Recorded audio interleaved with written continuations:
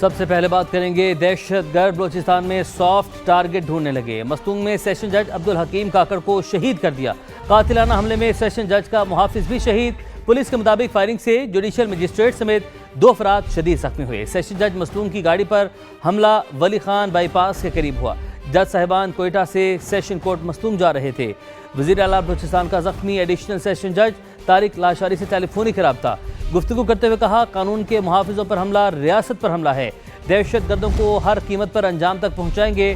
ترجمان شاہد رند نے کہا، وکلاء اور ججز کو نشانہ بنانا ایک گہری سازش کا حصہ ہے۔ سانحہ مستونگ کے خلاف بلوچستان بار کونسل نے ہڑتال کا اعلان کر دیا۔ اپڈیٹ آپ تک پہنچا رہے ہیں۔ دہشت گرد بلوچستان میں سافٹ ٹارگٹ ڈھونڈنے لگے۔ مستونگ میں سیشن جج عبدالحکیم کاکڑ کو شہید کر دیا گیا۔ قاتلانہ حملے میں سیشن جج کا محافظ بھی شہید۔ پولیس کے مطابق فائرنگ سے جوڈیشل مجسٹریٹس میں 2 افراد شدید زخمی بھی ہوئے۔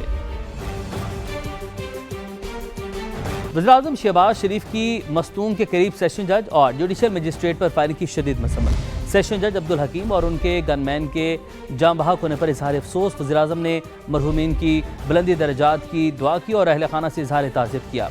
وزیراعظم نے زخمی جوڈیشل مجسٹریٹ طارق لاشاری اور دیگر کی جلد صحت یابی کی دعا بھی کی۔ وزیراعظم نے کہا، بزدلانہ کارروائیوں سے دہشت گرد کبھی اپنے مقصد میں کامیاب نہیں ہو سکیں گے۔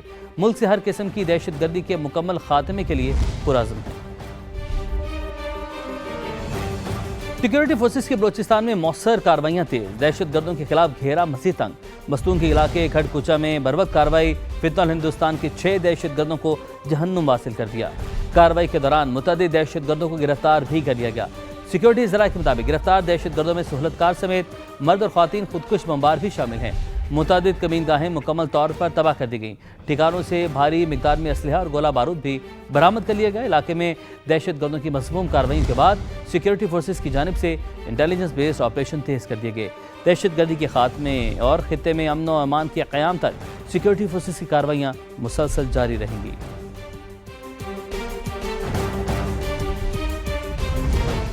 ایک اور اہم معاملہ، پاکستان کی بحیرہ احمر میں سعودی آئل ٹینکرز پر حوثیوں کے حملے کی شدید مذمت۔ وزیراعظم شہباز شریف کا سعودی ولی عہد محمد بن سلمان سے ٹیلیفونک رابطہ۔ سعودی عرب کے ساتھ مکمل یکجہتی کا اعادہ کیا، کہا، میں فیلڈ مارشل اور پاکستانی عوام دوست ملک کے ساتھ کھڑے ہیں۔ دفتر خارجہ کا جہازوں کو نشانہ بنانے کی دھمکیوں پر گہری تشویش کا اظہار۔ واضح کر دیا، پاکستانی پرچم والے جہازوں یا بحری مفادات کے خلاف کارروائی کو قومی سلامتی کے لیے سنگین خطرہ تصور کیا جائے گا۔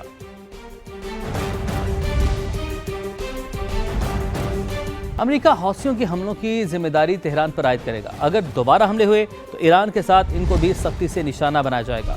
امریکی صدر ٹرمپ کی وارننگ۔ سوشل میڈیا پیغام میں کہا کہ حوثی پہلے سمجھداری سے کام لے رہے تھے، اب دوبارہ حملے شروع کر دیے، 2 جہازوں کو نشانہ بنایا۔ امریکی صدر نے سعودی عرب سے سول جوہری معاہدہ ابراہم اکارڈ سے مشروط کر دیا۔ کہا، معاہدہ اسی صورت میں ہوگا جب سعودی عرب اسرائیل کے ساتھ معاہدے میں شامل ہوگا۔ یورینیم افزودہ کرنے کی اجازت نہیں ہوگی، صرف بجلی پیدا کرنے اور دیگر غیر فوجی مقاصد کے لیے استعمال ہوگا۔ جلد معاہدے کی منظوری دے دی جائے گی۔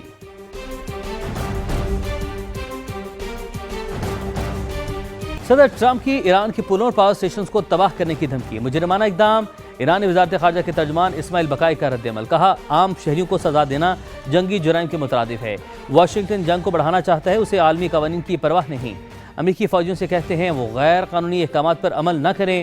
تہران غیر قانونی اقدامات کے خلاف مضبوطی سے کھڑا رہے گا۔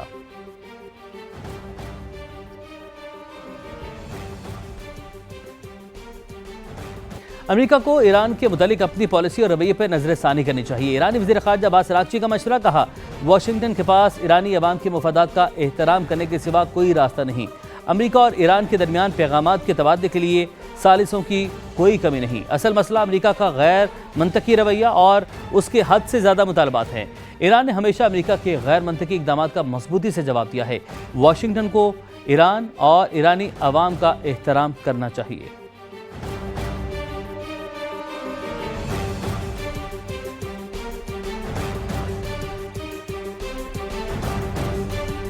لاہور میں مانسون کے دوسرے سپیل نے شہر کا نظام درہم برہم کر دیا۔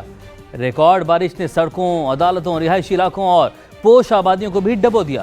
شہری انتظامیہ سے شکوہ کرتے دکھائی دیے۔ اس حوالے سے یہ رپورٹ دیکھیے۔ لاہور میں موسلادھار بارش نے شہر کو ڈبو دیا۔ ایئرپورٹ کے علاقے میں 263 ملی میٹر بارش ریکارڈ ہوئی۔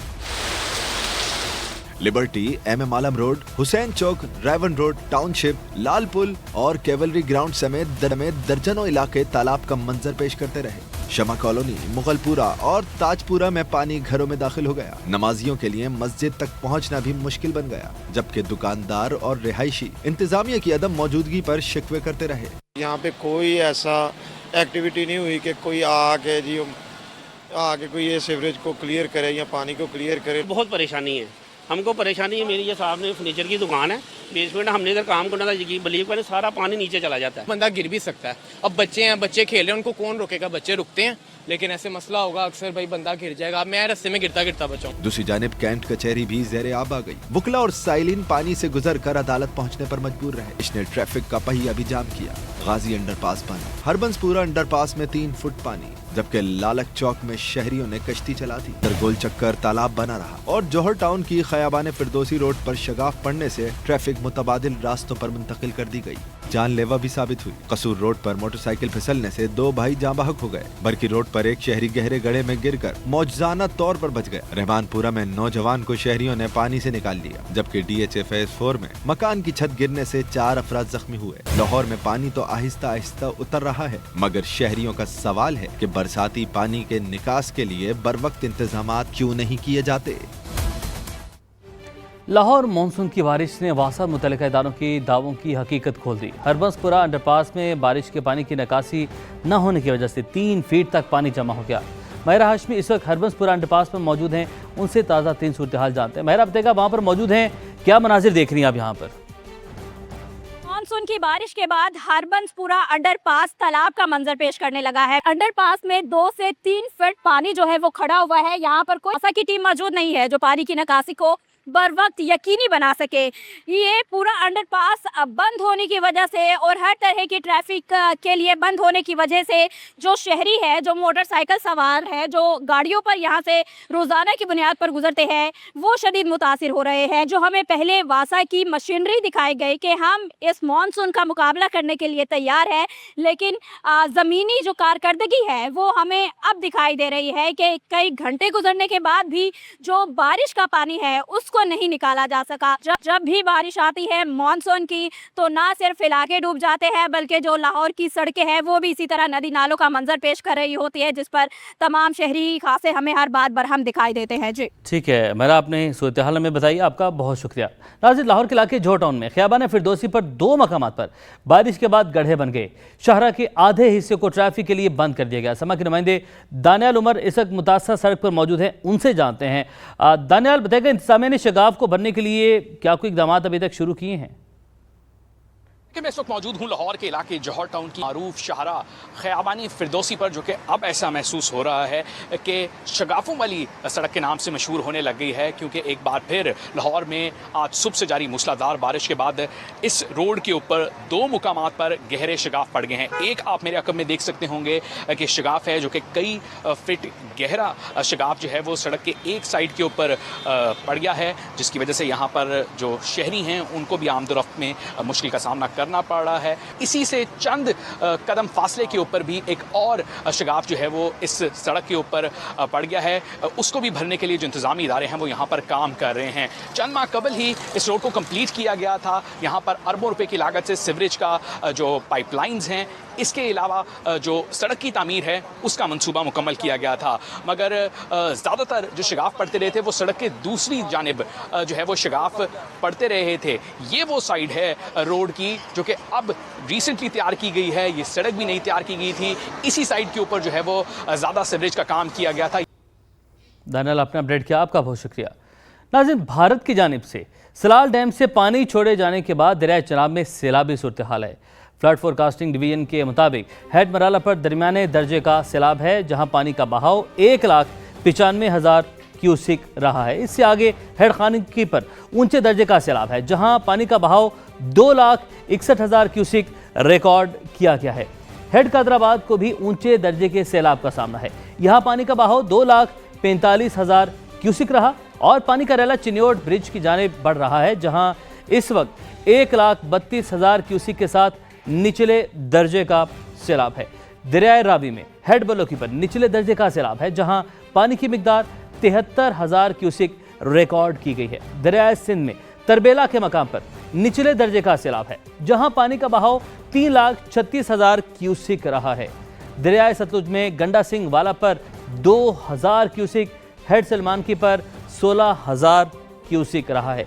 दरिया जहलुम की बात करते हैं। दरिया जहलुम मामूल के मुताबिक बह रहा है, जहां मंगला के मकाम पर 76,000 क्यूसिक पानी मौजूद है। ये तो थी नाज़रीन दरियाओं की सूरत हाल। तो दरिया चनाब के माविन दरियाओं में भी तुग़यानी देखी जा रही है। हेड मराला के करीब दरिया मनावर तवी और जम्मू तवी में पानी की सतह बुलंद है। शदीद तुग़यानी से आस पास के इलाकों को नुकसान पहुंचा है। समा की टीम मुसलसल उस इलाके से अपडेट रखे हुए है। एंके पर्सन फवाद ज़ैदी उस मकाम पर मौजूद हैं जहां गुज़िश्ता रात कश्ती को हादसा पेश आया था। उनसे मज़ीद जानते हैं। जी फवाद। सैलाबी कवरेज के लिए हम मौजूद थे हेड मराला पर, और हेड मराला से अगर हम आगे आएँ और दरिया के साथ साथ चलें तो हमने सोचा कि उन आबादियों के बारे में भी आपको बताएं जो बिल्कुल दरिया के साथ ही वाक़े हैं। मेरे रकम में आप देख रहे होंगे कि ये दरियाए मुनव्वर तवी है, इसके एक जानिब और दूसरी जानिब है दरियाए जम्मू तवी, और ये दोनों दरिया मिलते हैं दरियाए चनाब के साथ, और ये दरियाए चनाब, दरियाए जम्मू तवी और दरियाए मुनव्वर तवी हेड मराला के मकाम पर आके ये तीनों दरिया एक साथ मिलते हैं। तो इसी वजह से इन तीनों दरियाओं का पानी जो है उसका फ़्लो, उसका बहाव बहुत ज़्यादा बढ़ जाता है। गुज़िश्ता रोज़ जो भारत की जानिब से पानी छोड़ा गया था, तो यहाँ के जो इलाका मकीन है उनकी जानिब से यही बताया गया है कि यहाँ तक पानी गुज़िश्ता रोज़ आ चुका था। हमारे साथ उस्मान हैदर हमारे नुमाइंदे मौजूद हैं, उनसे बात करते हैं। ये वो गांव है जहाँ पे गुज़िश्ता रात जो दरिया के इस पार, दरिया की इस पट्टी पे डेरे थे, वहाँ पे जो लोग फंसे हुए थे, उनकी कश्ती को हादसा हुआ था गुज़िश्ता रात। ये वो सुर्खपुर का इलाका है। तो चंद रोज़ कबल जब भारत की जानिब से आबी जारियत की गई तो बहुत ज़्यादा इस मुनव्वर तवी में पानी का बहाव था और यहाँ तक पहुँच गया था। इतना पानी का बहाव था और फ़्लो इतना ज़्यादा था। तो आपने भी देखा होगा कि जब हम रास्ते में आ रहे थे कुरी शरीफ के इलाके में, तो इंतज़ामिया की जानिब से इंतज़ामात किए जा रहे थे कि अब जो अगर दोबारा पानी आता है तो फिर यहाँ से बंद तोड़ा जाएगा।